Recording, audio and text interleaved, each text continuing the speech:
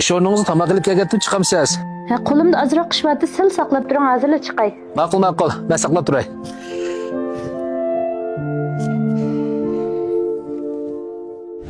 Ruqiya, Ha? tamoqqa bil chiqamdiq.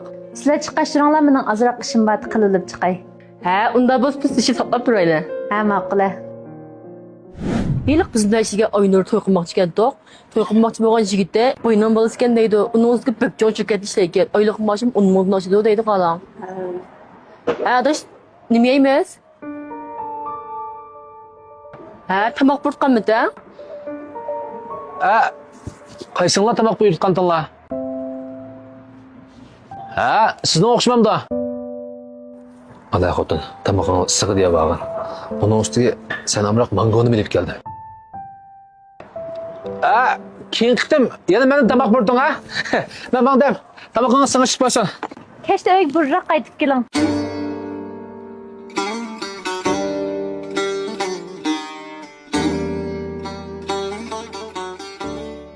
Siz amroq pul aytib qo'yay. Bir oylik ishlab bo'lib bir tamoq yeylik.